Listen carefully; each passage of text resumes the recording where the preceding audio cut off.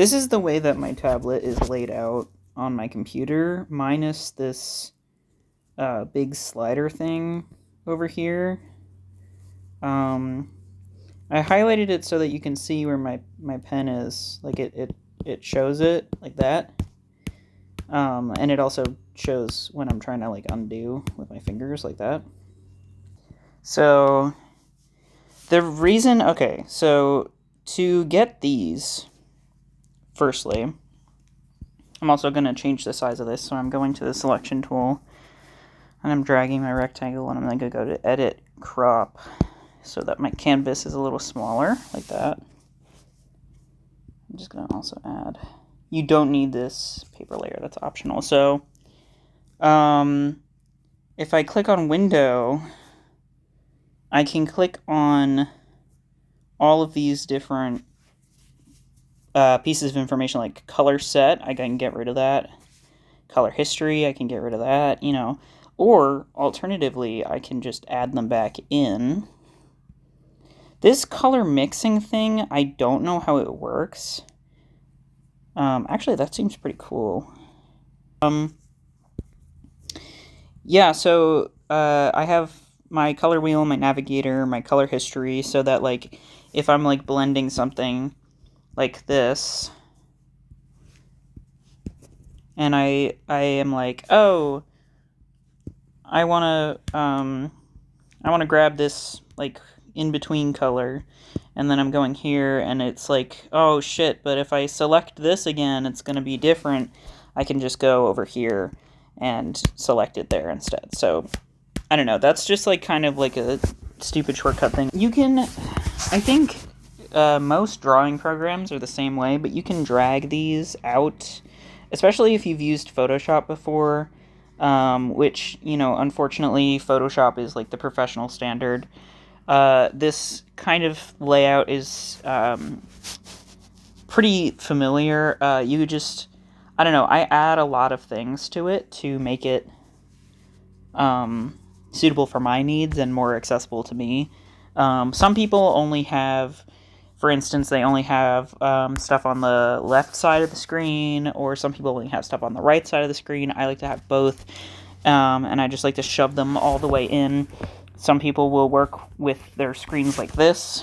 That's just personal preference. I mean, I like to have as much room devoted to the canvas as possible, but, you know, it's like up to the person. So,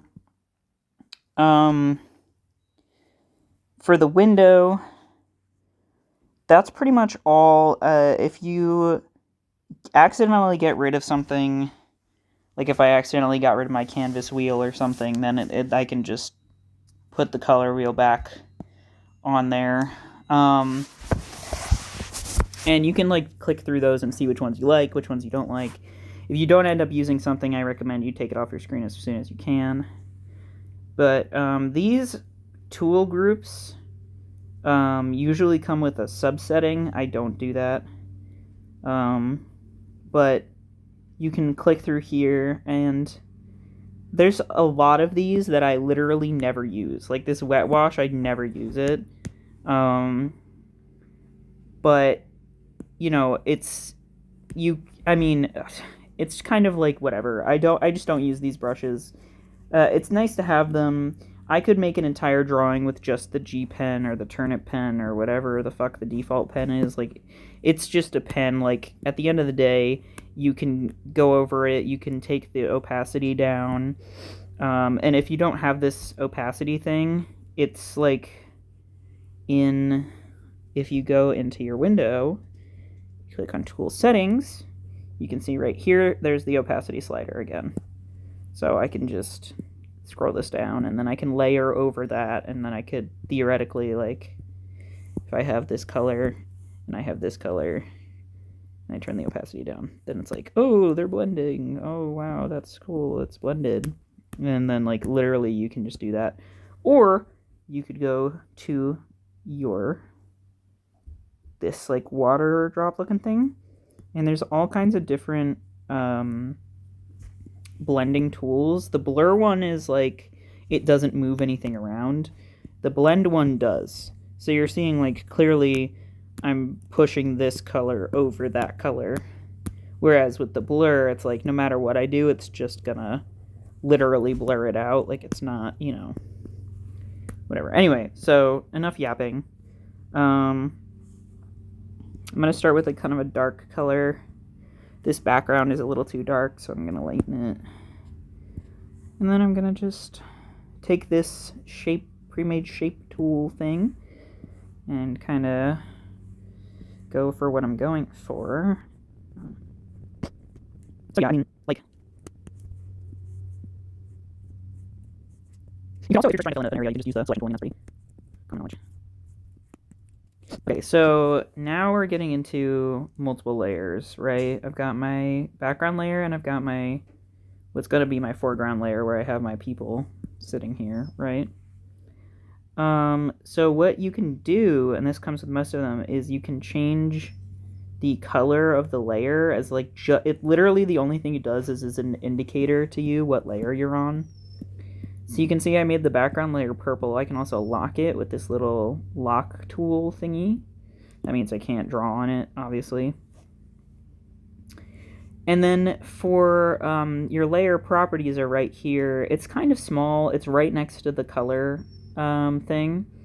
And there's all of your normal, you know, multiply, darken, screen, blah, blah, blah, blah, blah, whatever. And then that's next to your opacity slider. I'll get into the whole clipping thing later because I think it's pretty intuitive, but the hardest part about Clip Studio Paint that was for me to adjust to is the transform tool, so we'll get into that too. So I'm just going to sketch out my little guys here.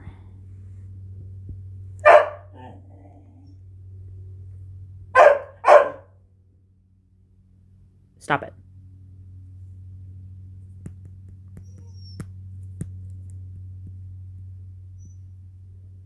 Oh, and the undo is up in this corner right here. Or you could just Control Z or whatever. Obviously I'm tapping because I'm on my...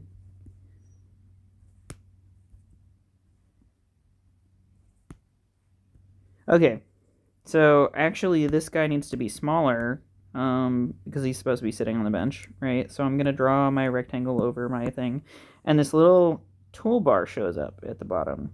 The transform one for scale and rotate is this with the dots on the rectangle right here, and then you can just scale down. It does not have mesh transform. That's in the settings. So if you wanted to, for example, copy or flip this, you would have to go into the edit menu and then click on the transform options right here. It's a little annoying, but once you get used to it, it becomes like second nature, basically. So you can do perspective warp, and you can do like stuff like that. I mean, I pretty much don't use it. I used to a lot when I used Paint Tool Sci, which was the program that I started on when I was a kid. But now that I'm on Clip Studio Paint, I kind of just do it myself, and I don't really rely on that anymore.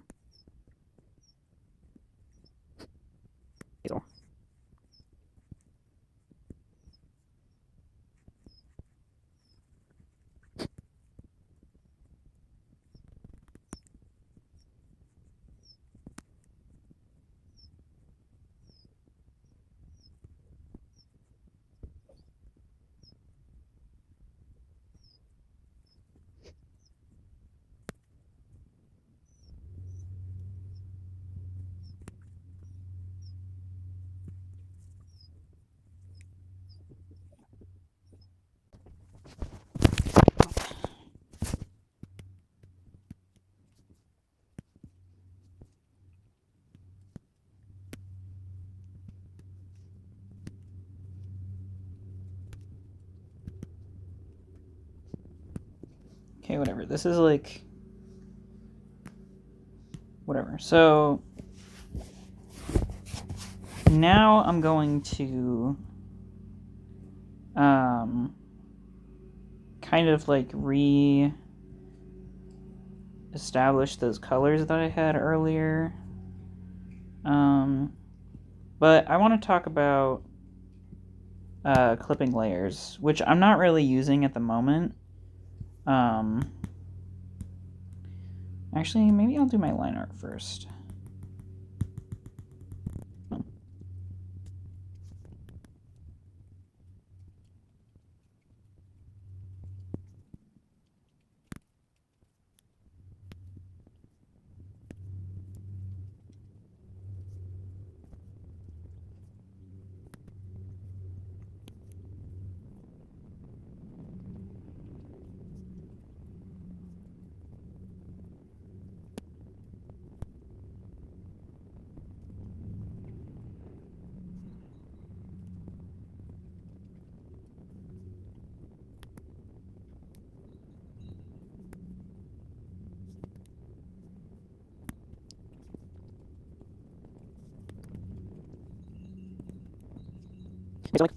One of my favorite tools to use that is in the basic set of tools that you get when you buy the software is the Kneaded Eraser tool.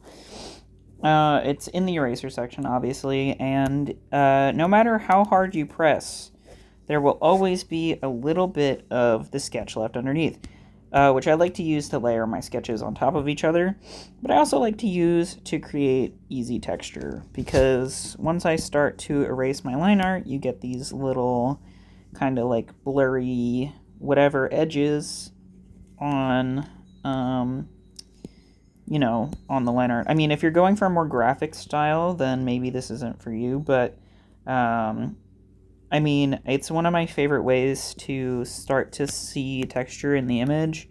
This sketch kind of sucks ass, if I'm being honest, but I've had a long day at work, so it's like whatever. And I think like once I actually get a character to draw in the template, it will be easier for me to position the body less awkwardly.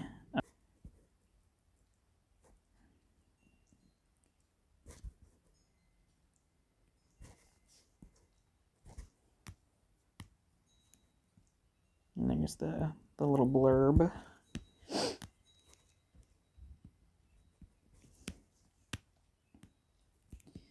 Right, so I'm just gonna, again, I'm gonna go into edit and then I'm gonna click transform. Actually, you can just click copy and paste like that. And then I'm going to flip this, just put it on the other side because I'm lazy and I don't have to draw that twice. You know, fancy frame.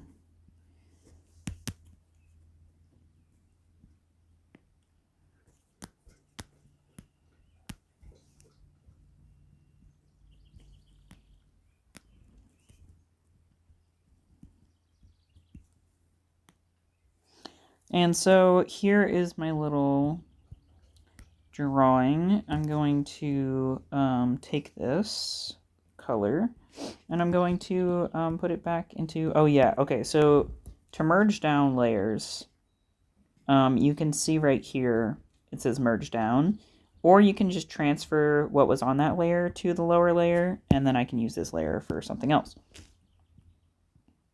So I'm going to color code this one red, because it's going to have all my colors on it. And I'm going to copy the colors from the earlier onto this one.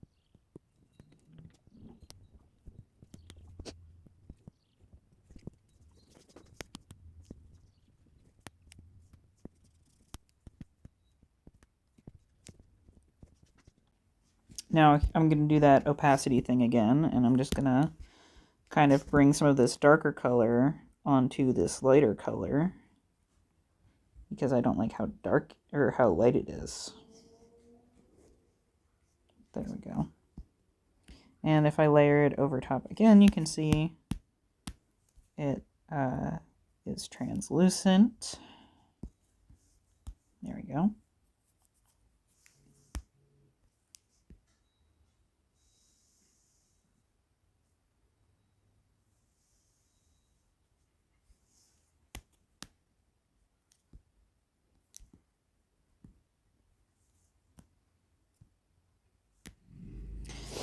And that's pretty much it. For this part of the process, I literally only used the pen tool, some opacity markers, and the kneaded eraser to make like softer or more translucent lines. You can get pretty far with like basically nothing, but the main thing is looking through the different libraries of stuff and just trying everything out. You might get excited because they offer you a lot of shortcuts. This program is actually, or it was intended for people who make comics. And so a lot of the stuff in the tools is made for comics. For example, you'll see there's a whole section of tools that have like pre-drawn stuff that literally comes with the program.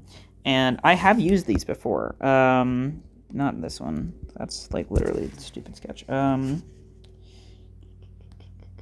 Okay. So here is something that I've been working on, and I'm using this grass pen that comes with it in addition to drawing some of my own to make it a shortcut for the large background that I'm drawing, right? And that comes with the program. So let's say like in this canvas thing here, I wanted there to just be a bunch of leaves. I would select a color that I wanted the leaves to be, and then I would just draw, and then the size of the leaves, oops, that is way too big. The size of the leaves is dependent on the size of the brush, and it seems like depending on how much pressure I use, it makes the leaves lighter or darker. There's also some of them that have lines. You can see here that the inside of the leaves is my secondary color, and the outside of the leaves is my primary color. So they also have some variety that it's like all very shortcutty stuff. Another example, if I were working on a black and white comic, for example, I would set the outline to black and then the inside to gray, and it would just, see? There it is. It's scattered leaves. Unfortunately, you can't pick really where they go. They just kind of happen. Same goes for this rubble tool. That one's pretty cool. I like that one a lot. The problem with this is, and this is the grass I think I was using earlier. Yep. The problem with this is that once you use something like these buildings, you have to really match the art style that's already established with these. So for that point on, I would have to make sure that my line weight was the same line weight as these, or, you know, intentionally make them look like they're part of the thing. Otherwise, you're going to end up with something that's very stylized, and then you have a really realistic building in the background. For example, I was going to use actually these books. Here's a comic page that I haven't worked on in a while, but that I was working on. I could pretty easily fit these books onto this little shelf here, like that, or whatever. Doesn't really matter the way that I do it. And then just erase the bottom part where the shelf is. But I like already started drawing them, and I feel like if I were to use these books, right, they're not exactly at the right angle for what I'm trying to do. They're, you know, a little, I mean, this could save me a lot of time if I was like publishing this. I'm trying to get it to even kind of like sit on the shelf, right? But you see what I mean. There's clearly like some discrepancies, and I feel like it's pretty noticeable that I used an asset instead of just drawing the books myself, you know? Like, this bookshelf clearly has like a particular angle that it's at, and if I do that, it's not really gonna look right. I don't know. I will probably end up using them eventually, but you kind of have to plan ahead. Um, trees, I mean, for the background, like, perfect, easy, stupid. Like, it's so easy. But like, if I were to just make this painting of trees, that's like so, whatever. Uh, but you see what I mean. You have to kind of like go with the flow and really check out all of these different tools. If there's like a texture you really like this one, that's like, ooh, maybe I'll put that on a whatever. Or if you want to sketch with the gouache pen and have that be your line art tool, that's super cool. Like, you can totally do that. It's all about finding stuff, but navigating the windows and all of the layers and stuff, it's way more important. Being able to like have a setup that you're comfortable with is important. You just gotta kind of like really understand um, all of what you're working with, and then all of the like really fancy stuff will become a lot more easier to understand after that. But I think, like, honestly, it's once you learn how to do all of this stuff, it can feel really like a steep slope at first, but it's super easy. um you can just kind of make anything. Like, if I were to create, you can see that there's like all of these different options. I use the illustration setting for literally everything, just because theoretically you can just use this to make an animation, or you can whatever. But yeah, I mean, it's play with the windows, play with the brushes, um, and then we can get to the more complicated stuff later. It's super simple to just make something with what you have. You don't really need to get into all of the crazy stuff.